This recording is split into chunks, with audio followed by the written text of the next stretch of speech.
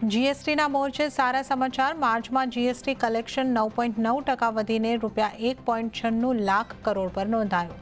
CGST collection ₹38,100 crore, SGST collection ₹49,900 crore અને IGST collection ₹95,900 crore પર નોંધાયું। FY26ના પહેલા દિવસે બજારમાં મોટો ઘટાડો। નિફ્ટીનું 23,200ના સ્તરની નીચે ક્લોઝિંગ। બેંક નિફ્ટીમાં પણ 750 પોઈન્ટનો ઘટાડો। મિડ કેપ અને સ્મોલ કેપમાં પણ રહી વેચવાલી।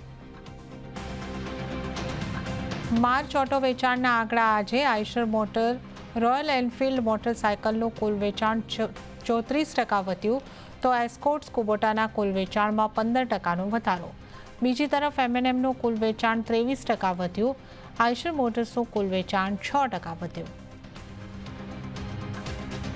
સોનામાં રેકોર્ડ તેજી। એમસીએક્સ ઉપર 91,000ને પાર નીકળ્યા ભાવ, તો કોમેક્સ ઉપર $3,175ની નજીક પહોંચ્યો ભાવ। અમેરિકા અને ઈરાન વચ્ચે તણાવ વધતા કિંમતોને મળ્યો સપોર્ટ। ટ્રમ્પ બોલ્યા, જો ઈરાન ન્યુક્લિયર ડીલ પર નહીં માને તો થશે બોમ્બમારો। 1 એપ્રિલથી ઘણા મોટા ફેરફારો। આવકવેરા અને ટીડીએસના મોરચે રાહત। પેન અને આધાર લિંક નહીં થવા પર ડિવિડન્ડના પેમેન્ટ ઉપર બ્રેક। 2004 બાદ નિયુક્ત સરકારી કર્મચારીઓને મળશે યુપીએસનો વિકલ્પ। વકફ સંશોધન બિલને આવતીકાલે લોકસભામાં પસાર કરવા માટે થશે રજૂ।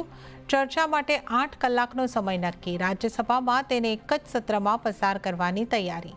એનડીએના સહયોગી જેડીયુ અને ટીડીપીના સમર્થન પર શંકા।